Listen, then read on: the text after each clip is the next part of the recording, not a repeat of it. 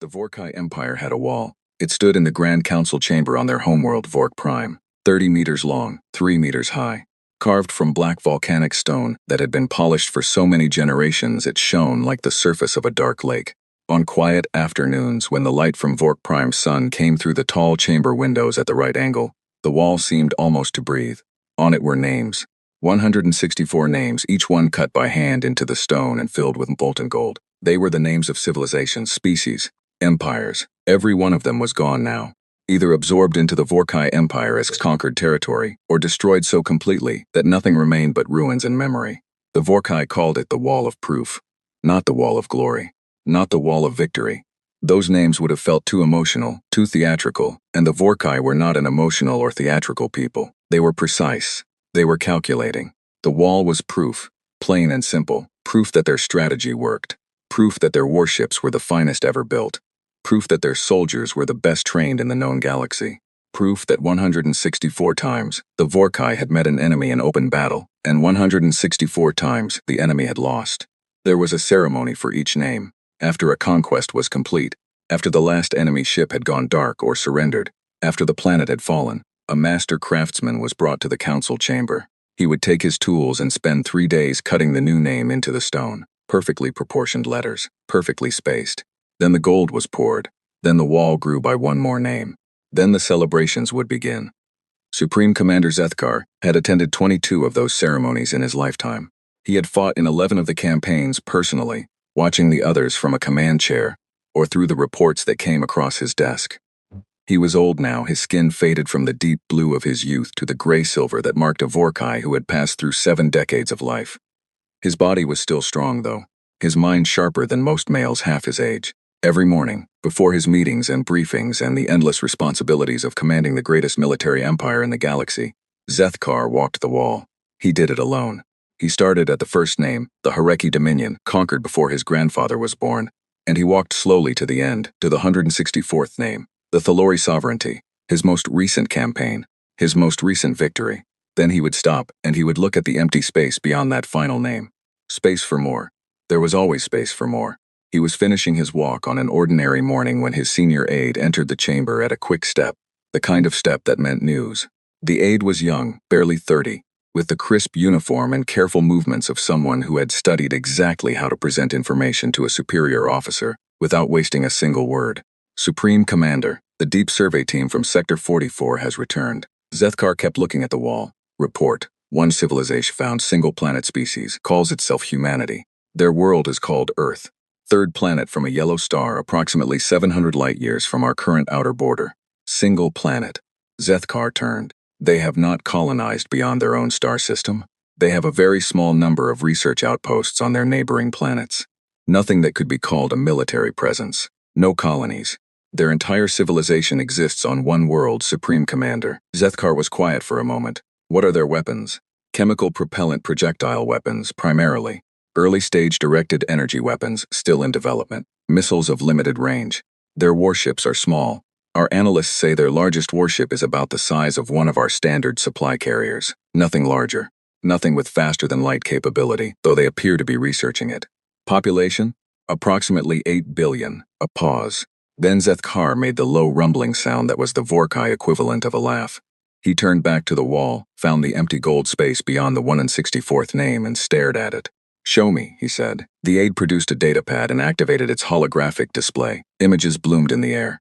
A blue and green world wrapped in white cloud, beautiful from orbit in the way that worlds rich with water often were. Thin metal ships floating in orbit like toys. City lights glittering across the dark side of the planet. Population charts, resource assessments, military capability breakdowns. Zethkar studied each image slowly. He looked at the ships for a long time, then the weapons data, then the orbital defense platforms, which were small and few. Their history, he said. The survey team recovered significant amounts of their data. Our translators are still working through most of it. But the summary is clear. They are a warlike species. They have been fighting each other for most of their recorded history. Multiple wars, some devastating. They nearly destroyed their own planet twice that we can identify. But they are currently moving toward a unified planetary government and seem to cooperate on defense matters even across their political divisions. Zethkar set the datapad down and linked his hands behind his back. He walked the length of the chamber slowly, saying nothing, His aide waited. He had learned not to fill Zethkar's silences. A warlike species that cannot leave their own system, Zethkar finally said. A species that has spent centuries perfecting the art of killing each other, and has nothing bigger than a supply carrier for a warship. He stopped. This would be the easiest campaign we have ever run. Our analysts estimate 3 to 7 days from first contact to full surrender, Supreme Commander. And they call that estimate generous. Very much so. Zethkar looked at the wall one more time. At the 1 in 64 gold names. At the empty space waiting. Call the council, he said. We will formalize this and assign a fleet commander. The council met 3 days later. 17 senior members of the Vorkai military and political leadership, seated around the long table in the chamber. Zethkar stood at the head of the table and presented the survey data himself, which was unusual. Normally that was a task for junior staff. But this was the 165th campaign. He wanted to look at the council's faces when they understood what they were dealing with.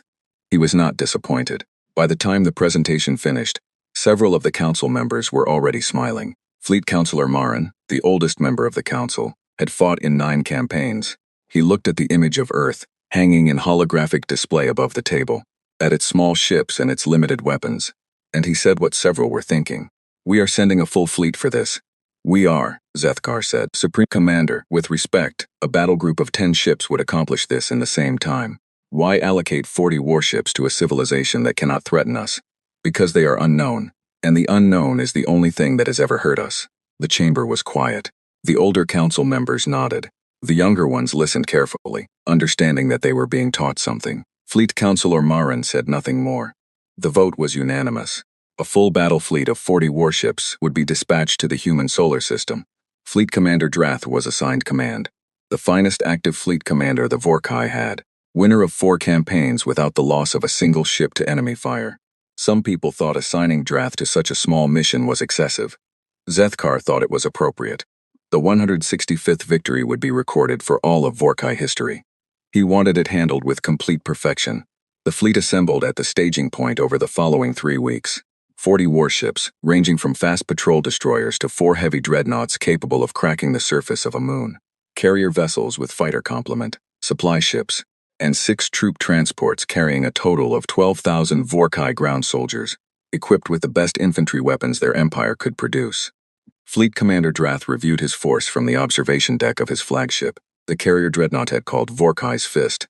He was a lean male, quiet, with a face that gave nothing away. He had read every report the survey team filed on Earth. He had read the translated portions of human history. He had studied their ships and their weapons, and their military doctrine in as much detail as the survey data allowed. Then he had set it all aside and written his battle plan in 4 pages, because that was all it required. He walked his captains one by one through the plan. Most of them had the professional calm of experienced officers. A few of the younger captains had a harder time hiding how they felt, which was that this was not a mission requiring much planning at all. One of his captains, a young male named Sirach, who was on his first campaign, said it plainly. Fleet Commander, their ships cannot survive one engagement with even our lightest destroyer. Their weapons cannot penetrate our hull plating. Their orbital stations are not designed for combat. By any measure, this is. Complete the thought carefully, Drath said. Sirach considered. A formality, sir. Drath looked at him for a moment. Do you know why the Vorkai have never lost a campaign? Our superior technology and because we do not treat any campaign as a formality. Drath's voice was flat and even, not angry, just certain. Every enemy we have ever fought believed they had something worth fighting for. Every species we have ever encountered surprised us in at least one way we did not expect. You will treat these humans as a capable enemy until they are defeated, and their surrender is in my hand. Then you may call it a formality. Captain Sirach straightened. Yes, Fleet Commander. After the captains were dismissed, Drath stood alone on the observation deck and looked out at his fleet. 40 ships hanging against the stars, quiet and vast, their running lights blinking in the dark. He thought about the human history files, the wars, the way they described their own wars, with horror sometimes, but also with a strange pride.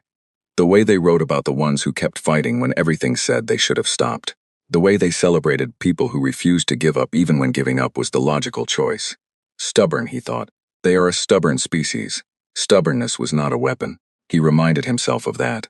All ships report ready, Fleet Commander, his communications officer said over his earpiece. Drath turned from the window and walked to his command chair. He settled into it, pulled up the navigation display, and confirmed the course plot to the human solar system. 17 days. All ships begin transit sequence, he said. The 40 warships of the Vorkai battle fleet began to move. Slowly at first, their massive drives building power, then faster, falling into the precise formation that Drath's battle plan required. They moved with the quiet confidence of something that had done this before. Many times. Something that had never lost. Behind them, on Vork Prime, the wall of proof stood in the Grand Council chamber, its 164 names gleaming. Space at the end, waiting. In the solar system 700 light-years away, a blue-green planet turned in the light of a yellow sun. Its ocean shimmered. Its cloud cover shifted. Its city lights blinked on as the dark side turned into evening. It had no idea. Or at least, that was what the Vorkai believed. 17 days away, something was moving through the dark of space, and it was very sure of itself. The signal reached Earth 14 days after the Vorkai fleet left their staging point. It came in on a frequency that no human-built receiver had ever picked up before. It came from far out in deep space, past the edge of the solar system, past the listening posts humanity had placed on the outer planets, past every sensor array that Earth's defense network had built in the last 40 years. It was faint at first, just a ghost signal that the automated systems flagged as unusual. Within 3 hours, the signal was strong enough to analyze. Within 5 hours, it was clear that it was not coming from any known human installation. Within 8 hours, the Deep Space Array at Lunar Station 7 had triangulated its source and confirmed what the senior analysts in the Defense Coordination Center in Geneva already suspected. The signal was coming from outside the solar system, and it was moving toward them. Defense Director Elena Vasquez was in the middle of a budget meeting when her deputy appeared at the door of the conference room with an expression she had learned to read over 15 years of working with him. That expression meant everything else could wait. She excused herself and followed him into the corridor. He handed her a tablet. She read it once, quickly. Then she read it again, slowly. Then she handed it back and stood very still for a moment with her eyes focused on nothing. "How long have we known?" she said. "Analysis team confirmed it 4 hours ago. They wanted to be absolutely certain before escalating." "Good. That was the right call." She started walking. "Get me the full signal data, the triangulation data, and every analyst we have who worked on Project Shepard. Now, and get me General Kane on a secure line. Already placed the call, Director. He's waiting." She nodded and kept walking. Vasquez was 47 years old, with dark hair that she kept short because she had no patience for anything that required maintenance. She had spent her career in planetary defense, working her way up from a junior signals analyst in the early days of Earth's Unified Defense Program to the Director of Global Defense Coordination, the most senior military position on the planet. She was known for 2 things. She never panicked, and she was almost always right. Right now she was thinking about something that had happened 31 years ago, when she was 16 years old, sitting in a classroom in Buenos Aires. Her teacher had put a question on the board. What is the greatest lesson history has ever taught us? The students gave the usual answers. Never start a war you cannot win. Power corrupts. Unite or fall. Her teacher had nodded politely at all of them. Then the teacher said, "The greatest lesson history has ever taught us is this. The one who prepares wins, every time. Not the strongest, not the largest, not the most advanced. The one who was ready." Vasquez had remembered that. More than that, she had built her career on it. The Defense Coordination Center was buried 200 meters below Geneva, in a complex that had taken 11 years to build, and that officially did not exist on any public record. Its full name, known only to about 3,000 people on the planet, was the Integrated Planetary Defense Coordination and Response Center. Everyone who worked there called it the Hole. Vasquez reached the Hole in 40 minutes. General Marcus Kane was already there, standing over the main tactical display table with 3 senior analysts. Kane was a big man, dark-skinned, with the kind of physical stillness that came from decades of military training. He had commanded the Joint Earth Defense Force for 6 years.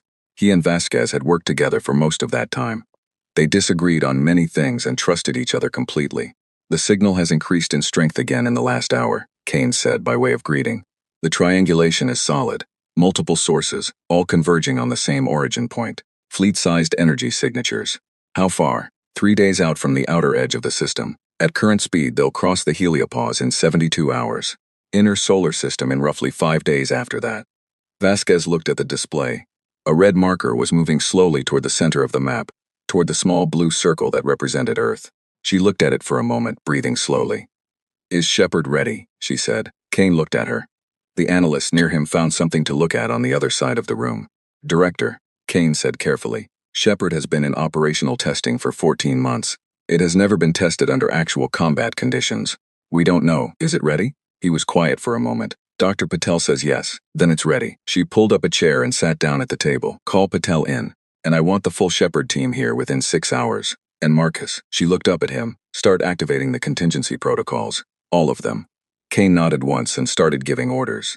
For the next 2 hours, Vasquez sat at the table and read files. Not the signal data, not the tactical projections, not the energy readings. She read history. The files she had put together herself, over many years, whenever she had time to think about the question that had occupied the back of her mind for most of her professional life. What would happen if something came for Earth? Not an asteroid, not a rogue AI, something that chose to come. Something with ships and weapons and the intention to conquer. The files she had built in response to that question were detailed, comprehensive.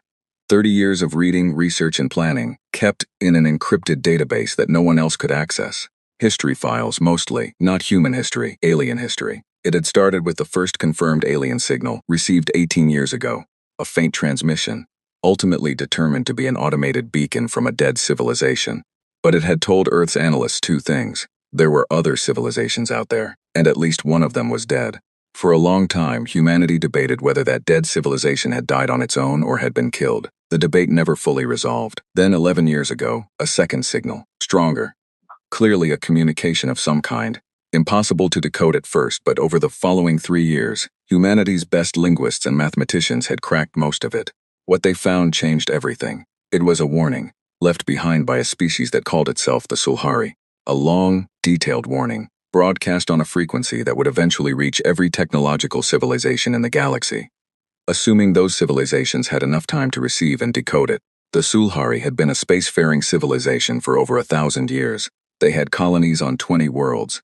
They had been expanding carefully and peacefully for centuries. Then something had come for them, the Vorkai. The Sulhari broadcast described them in careful detail, their ships, their tactics, their weapons, their social structure, their method of conquest.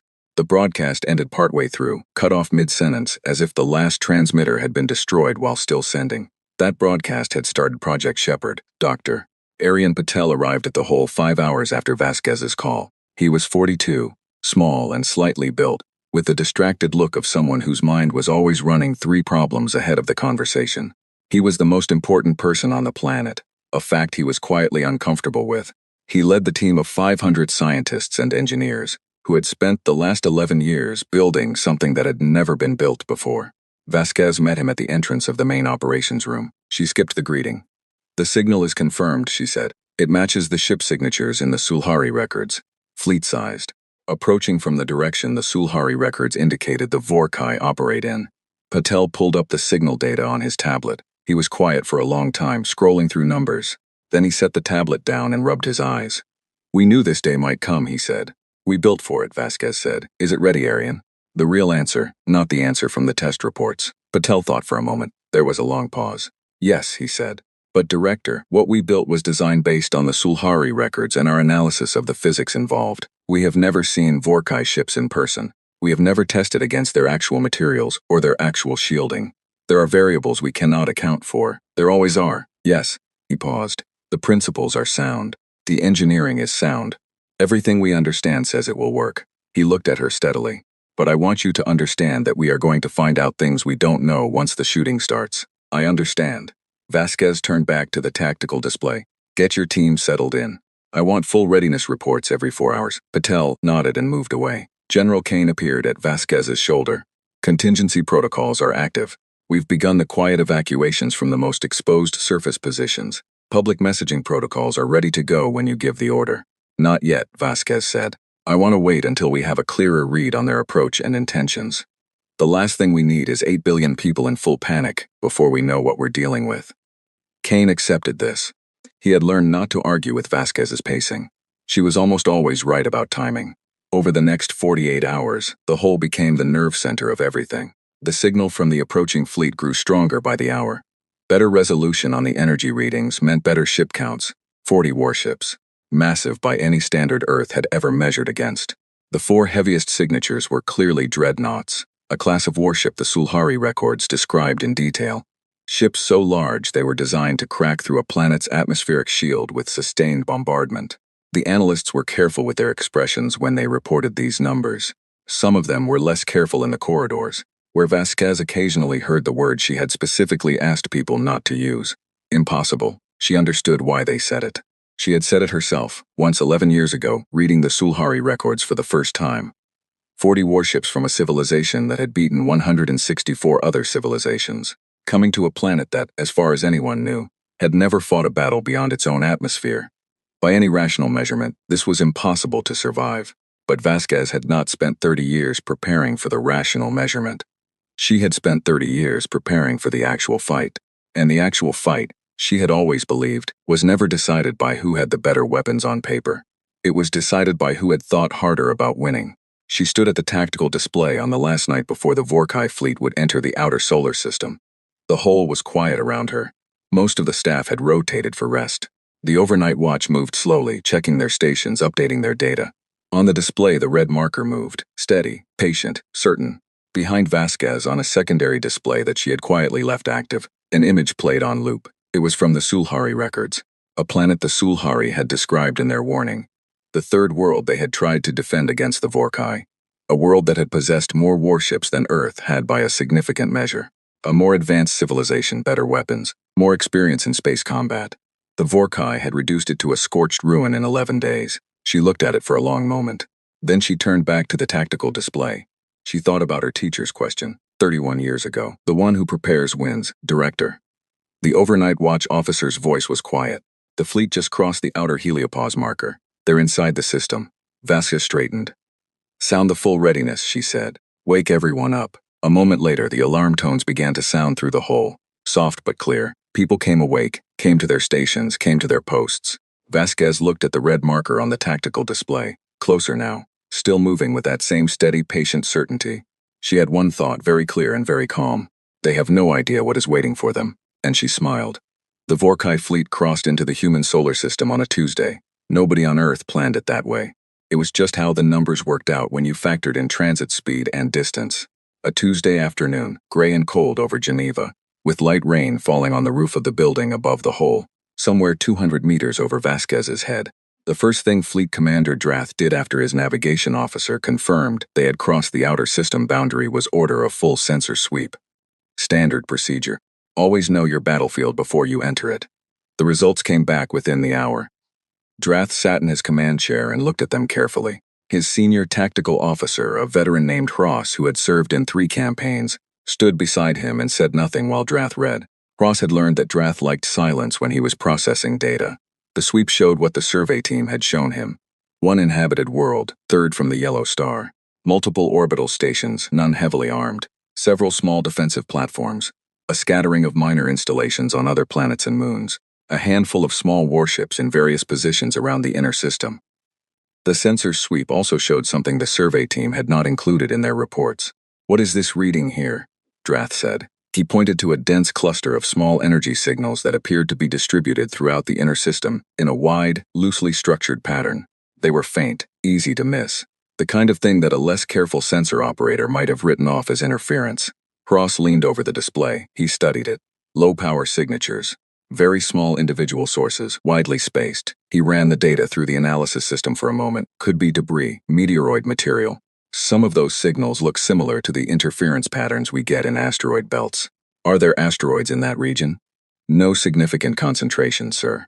Drath looked at the readings for another moment. Then he looked up at the main viewport. The solar system was spread out before him, unimaginably vast, the yellow star bright at its center. Flag it, he said. Monitor those readings as we advance. I want to know if they change. Yes, Fleet Commander. Hross flagged the readings. The data analyst team was notified. They would watch it. Then Drath gave the order to begin the advance toward the inner system, and the fleet moved. And the flagged readings remained in the back of his mind, the way small things sometimes did. Present but unurgent, like a pebble in a boot that was not quite sharp enough to demand immediate attention. He had a surrender demand to deliver. In the whole, the moment the Vorkai fleet began its inner system advance, every display in the main operations room updated simultaneously. Vasquez was standing at the tactical table. Kane was beside her. Patel was 3 stations away, running calculations on a separate screen. The room was full, every seat occupied, every station manned. They're moving, the tracking officer said. It was unnecessary. Everyone could see it on the displays, but people say obvious things when they are nervous. How long to weapons range of the inner system defenses, Kane said. At their current speed, approximately 11 hours. Vasquez nodded. Any communications from them? Not yet. She had expected this. The Sulhari records described the Vorkai communication protocol in detail. They would advance to a position they considered optimal, close enough to be visually imposing, far enough to be out of immediate range of any defensive response. And then they would send their message. A demand, short, blunt, surrender or be destroyed. The Sulhari had tried to negotiate. The Vorkai had given them 48 hours and then attacked. The second species in the records, the Dreth Collective, had tried stalling. Same result, different timing, same outcome. Vasquez had no intention of surrendering and no intention of negotiating. But she also had no intention of responding to the surrender demand in a way that would provoke an immediate attack before she was ready. She had a very specific response already written. It was not a surrender, and it was not defiant. It was carefully, precisely calibrated. 7 hours into the Vorkai advance, the communication came. It arrived on a broad-spectrum broadcast that hit every receiver in the solar system simultaneously. The signal was accompanied by a translation key.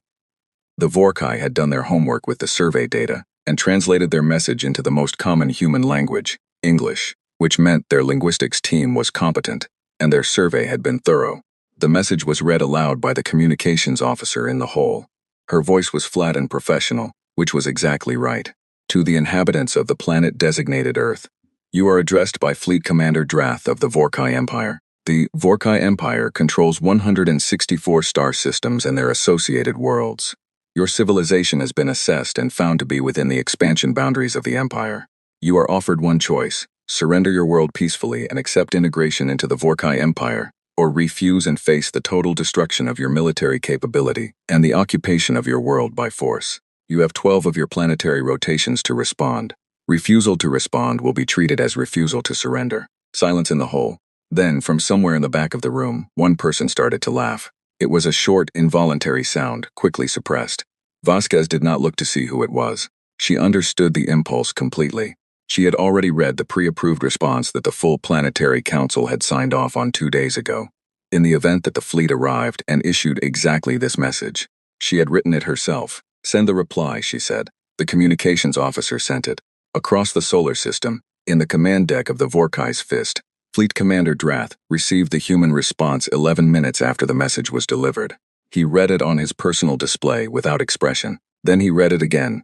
It said, Fleet Commander Drath, your message has been received. We understand what you are offering.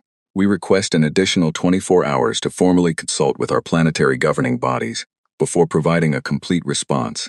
Our preliminary position is that we do not intend to surrender. We ask that you hold your current position during this period. We also note that we are aware of your record of 164 victories. We have no doubt that you are an extremely capable military force. We wish to communicate to you, with respect, that this situation may be different from those you have encountered before. We ask that you consider this carefully during the 24-hour period we have requested. Drath read it twice. Then he handed the pad to Ross. Ross read it. He frowned slightly. Their language software is accurate. This is a genuine translation. It appears to be. Ross set the pad down. They are stalling, Fleet Commander. The request for 24 hours is a delay tactic. Every civilization that knows it cannot win tries to buy time at the start. Yes, Drath said. The note about this situation being different, that is simply defiance, posturing. Yes, Drath said again. He was quiet for a moment. Grant them the 24 hours. Ross looked at him. Sir, their request is reasonable by the standards of civilized communication. We have 12 days before our operational deadline. We can afford 24 hours. He picked up the pad again and looked at the final sentences of the message. And I want to know what they mean by different. It's bravado, sir.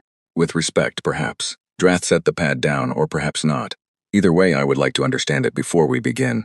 Continue monitoring all sensor readings, particularly those faint energy signals. Ross acknowledged and moved away. Drath spent the next hour reviewing the sensor data himself. The faint energy signatures he had flagged on arrival were still there, distributed throughout the inner system. They had not moved. They had not changed in intensity. Whatever they were sitting quietly, waiting. He could not make them fit any category he knew. During the 24 hours that followed, the hull operated at full capacity without stop. The Shepard network ran final activation checks. The defensive grid above Earth cycled through its last readiness tests. Every human warship in the solar system moved to its assigned position. These movements were made slowly, calmly, without the kind of large-scale maneuvering that might look like preparation for an attack. Vasquez had been very specific about this. Do nothing that looks aggressive. Do nothing that looks rushed. Give them no reason to strike early. On Earth's surface, the public had been told that a significant extraterrestrial contact event was in progress, and that all citizens should shelter in place and follow emergency protocols. The message was careful, calm, and deliberately light on specifics. There were some panic in cities. There was also, in many places, something harder to describe.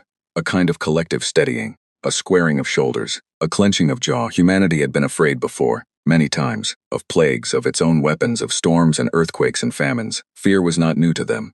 What they did with it was, on the 24th hour, Vasquez sent the formal response. Drath received it and read it on the command deck, standing this time, not sitting. Fleet Commander Drath.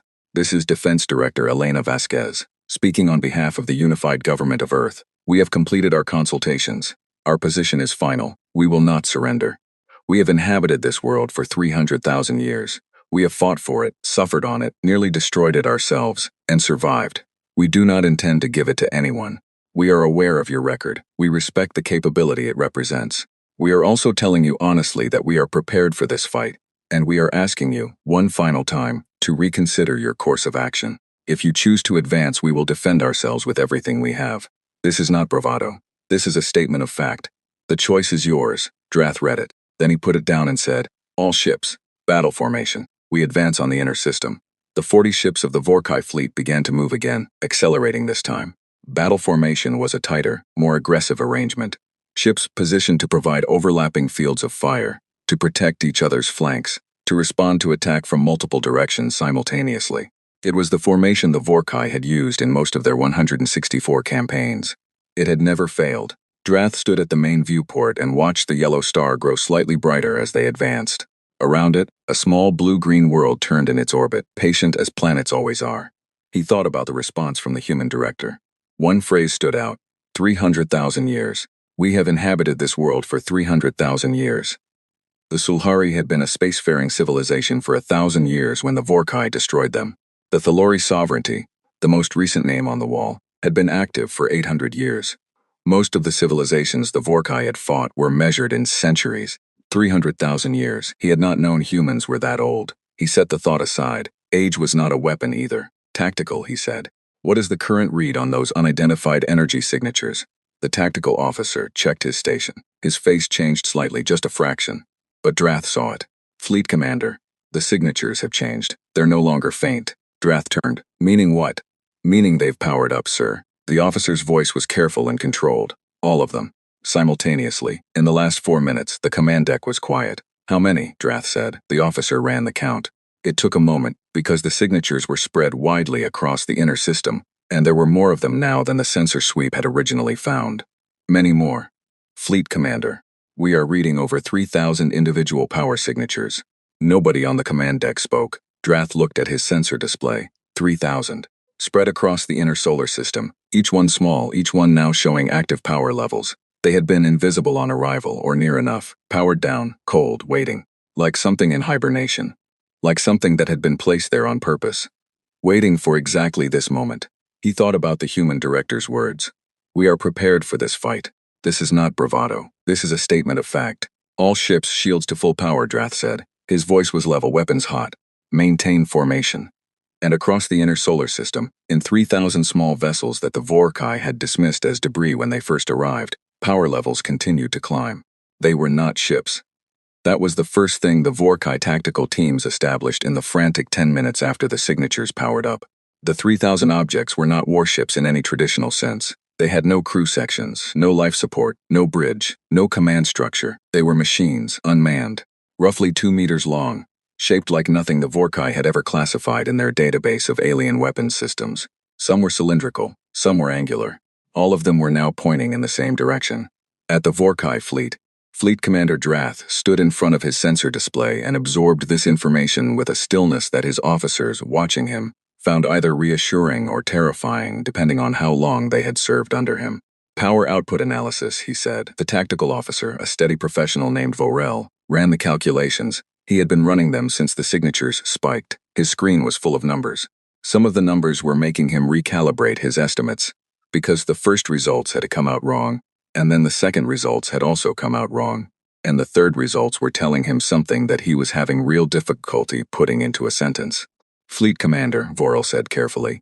The individual power output of each unit is small, comparable to a light shuttle engine. Then they are not a threat to our shields individually, Drath said. No, sir. A pause. But they do not appear to be designed to operate individually. Drath looked at him. Explain. The power signatures. I have been watching the frequency modulation for the last 8 minutes. They are linked. Every unit in the network is communicating with every other unit on a shared frequency. They are a distributed system. Not 3,000 separate weapons. One weapon. 3,000 components. The command deck processed this. Drath turned to his communications officer. Get me a channel to all fleet captains. In the hole, Vasquez watched the sensor displays with the same focus she had been bringing to them for the last 6 hours without sleep. The coffee beside her had gone cold. She had not noticed. Shepard network is at full activation, Patel said from his station. His voice had the tight quality of a man trying to sound calmer than he was. All 3,012 units are networked and responsive. Central coordination is holding. How long until they're in the optimum engagement window? At their current approach speed, 14 minutes. They're still in long range. I would not fire at this distance.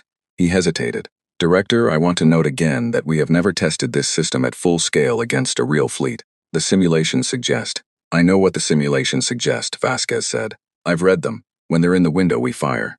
Patel nodded and went back to his screens. Kane appeared at her shoulder. Our conventional forces are in position. If Shepard doesn't perform as expected, we have the fallback formations ready. Vasquez said nothing. She was watching the fleet's approach on the main display. 40 red marker, moving in tight formation. Their battle configuration, clear, disciplined, tight spacing, overlapping defensive fields. Exactly as the Sulhari records had described. The Sulhari had tried to fight the Vorkai with conventional warships. They had matched the Vorkai's formation with their own fleet, trading fire, trying to use numbers and bravery to compensate for the technology gap. They had lost 200 ships in 6 hours. Then they had lost their home system. Then they had lost everything. The lesson Vasquez had taken from that record was not that the Sulhari should have fought harder. It was that they had fought the wrong fight. The Vorkai were supreme at conventional fleet engagement. There was no point in fighting them conventionally. You did not beat the best boxer in the world by trying to box them. Patel had understood this immediately 11 years ago, when she had first shared the Sulhari records with him. He had spent one evening reading the records, slept on it, and come back the next morning with a sketch on a notepad. It was rough, barely legible, but the concept was clear. You don't fight their ships, he had said. You fight the space between their ships. 11 years later, that notepad sketch was the most expensive weapons project in human history, and it was about to be tested. Drath was 2 minutes into his all-captain channel communication when the first Shepard units fired. The effect was not what anyone on his fleet expected, because they did not understand what they were looking at. It was not a beam weapon. It was not a projectile. It was not any classification of energy weapon the Vorkai database contained. What the forward sensor operator on the destroyer Vorkai Swift described, in the report that would be filed later, was a spatial distortion event originating from outside the ship.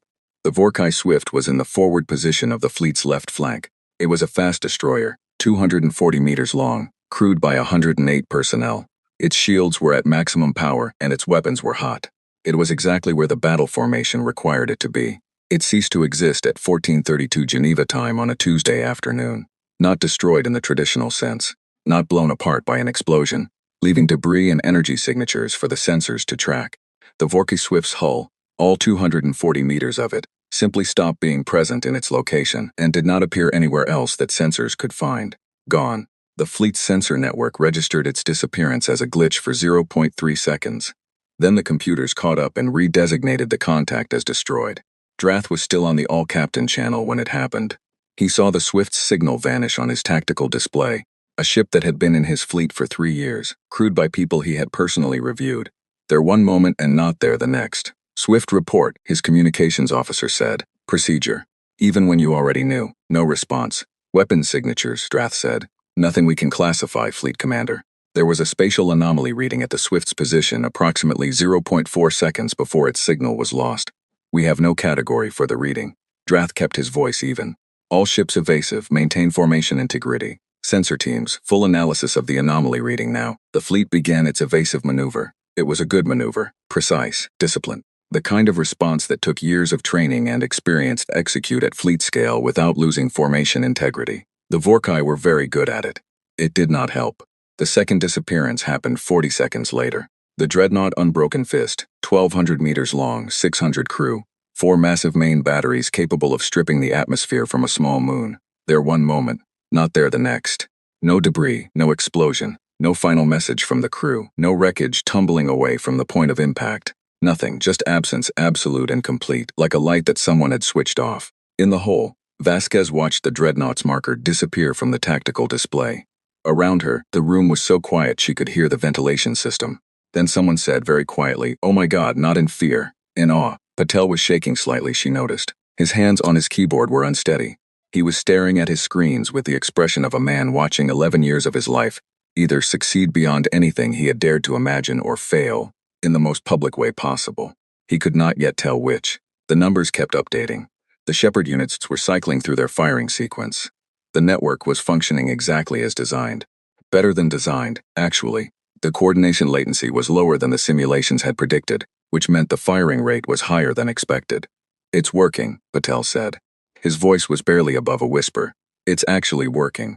In space, the Vorkai fleet was in trouble. The third, fourth, and fifth disappearances happened in the span of 90 seconds.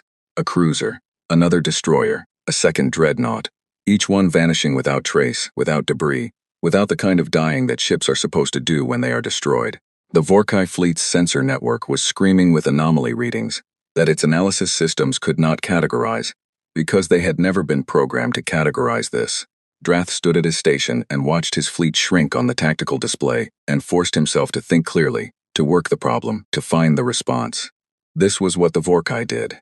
This was why they had won 164 times. Find the pattern, find the source, neutralize it, tactical, trace the anomaly readings back to their origin points. Vorel was already doing it. He had been doing it since the first disappearance. The problem was that the anomaly readings did not trace back to a single origin point. They traced back to thousands of origin points, distributed across the entire inner system, each one firing in a coordinated sequence that Vorel's analysis system was working hard to map. Fleet Commander, the source is distributed. 3,000 individual units. Each unit produces a localized spatial distortion of limited range and power. The units are networked. They're firing in coordinated sequences that create compound events at the target point. "Can we target them?" Drath said. "Yes, sir. Their positions are now clearly readable. We can engage them." "Do it. All forward batteries, prioritize the nearest units. Destroy them." The fleet opened fire. Vorkai main batteries were powerful. They were among the most destructive directed energy weapons in the galaxy. They could burn through conventional hull armor at long range, and had once, in the Thalori campaign, cut a military orbital station in half with a 3-second burst. The Shepard units had no hull armor. They were small, unshielded machines. The first Vorkai salvo destroyed 46 of them cleanly, each one hit, each one gone. 3,012 units became 2,966. The network did not miss a beat. The coordination frequency adjusted automatically for the missing nodes. The firing sequence continued. Another Vorkai ship vanished. Drath understood then. Not fully. Not in a way that told him how the weapon worked at a physics level, but tactically. With the cold clarity that had made him the best fleet commander his empire had, he understood the math. 40 warships. They could destroy approximately 100 of those units per salvo with coordinated fire if every ship was dedicated to the task. The network had started with over 3,000. To reduce it below operational effectiveness, if it had such a threshold, which was not guaranteed, they would need to dedicate every gun in the fleet to engaging targets that were spread across an enormous volume of space. While those targets were actively destroying his fleet one ship at a time, he could not fight the fleet battle and destroy the network simultaneously. "All ships concentrate fire on the network units," he ordered. "Destroy as many as possible, fastest possible rate." The fleet was down to 34 ships now. He could see it on the display. 34 ships fired everything they had. In the hole, Vasquez saw the incoming fire data and watched Shepard units being destroyed. The count ticked down from 3,012 to 2,900 to 2,700. The Vorkai were shooting fast and accurately, and they were doing damage. "Will they bring the network below operational threshold?" Kane said.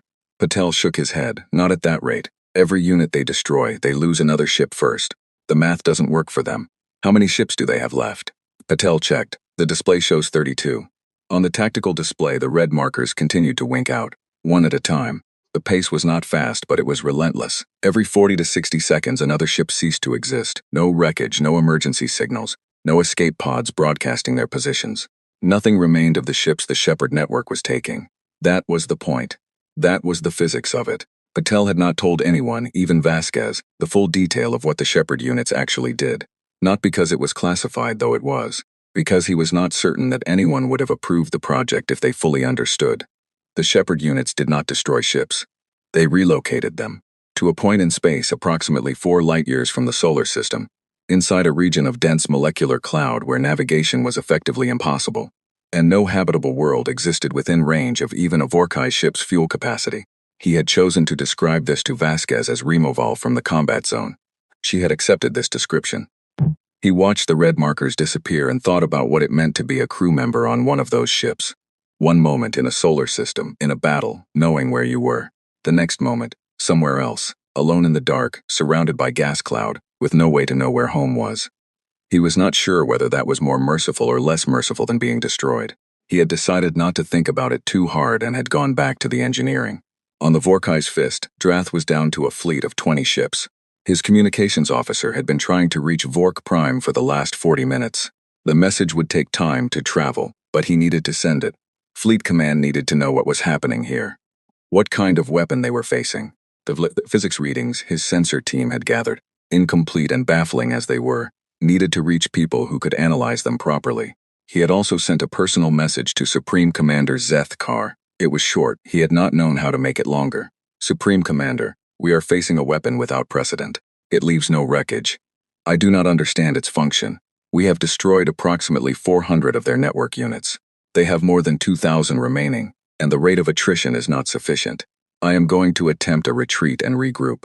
I believe we need more ships and better information.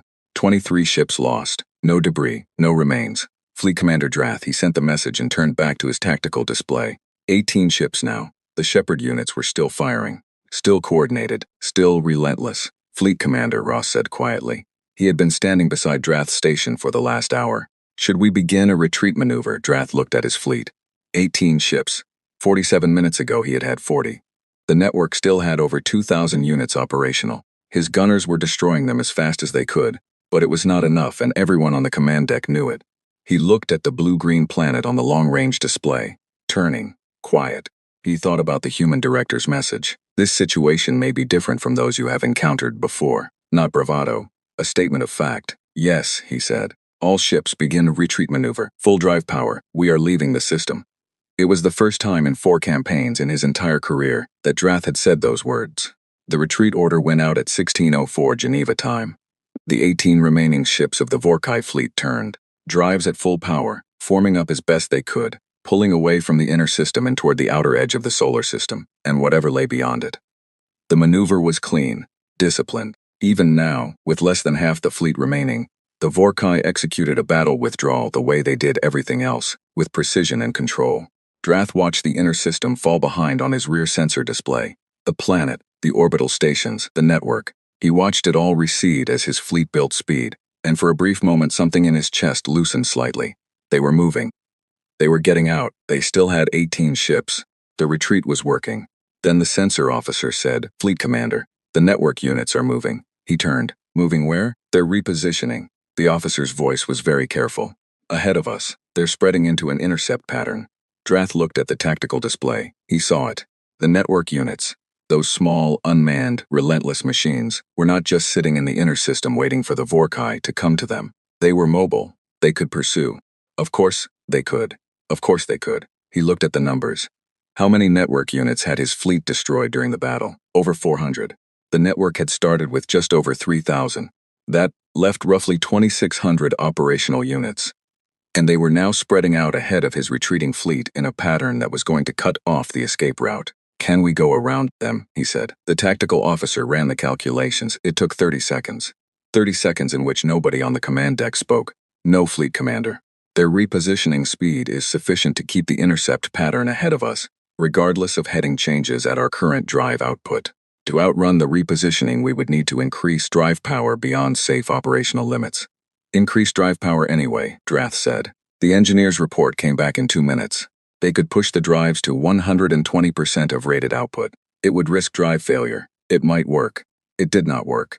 The network units were faster at their repositioning speed than the fleet was at 120% drive power. The intercept pattern held and tightened as the Vorkai ships pushed harder. Every heading change the fleet made was matched. They were not being allowed to leave. In the hole, Vasquez watched the retreat attempt on the tactical display with her arms folded and her expression blank. "They're trying to run," Kane said. "I know. Do we let them?" Vasquez was quiet for a moment. This was the question she had thought about more than any other in the 11 years of building Shepard. Not the technical questions, not the physics, not the engineering. This question: do we let them run? If she let them run, they went back to Vork Prime with sensor data, with information about what they had faced, with the knowledge that Earth had something that could defeat their fleet. They would come back. They would come back with more ships, better prepared, having analyzed whatever fragments of information their sensors had gathered. They had a wall with 164 names on it. They would not accept the loss of a single campaign without response. If she did not let them run, no information went back. No sensor data, no battle reports, no returning ships to tell the story of what had happened here. The Vorkai Empire would send a fleet to Earth, and that fleet would not come back. And no one in the galaxy would know why. That was a different message. She had thought about it for 11 years. "No," she said, "we don't let them run." Patel heard her from his station. He did not say anything. He turned back to his screens and made the adjustments to the network's targeting parameters that the order required. His hands were steady now. Whatever shaking had been in them earlier, in the battle, was gone. He was deep in the work, in the place he always went when there was a problem to solve. And in that place, his hands were always steady. The network units completed their repositioning and began their final engagement sequence. Drath's fleet had 13 ships when the second phase of the network's attack began. He had one option left and he took it. He split the fleet. 7 ships broke left, 6 broke right. 2, including his flagship, continued on the original heading.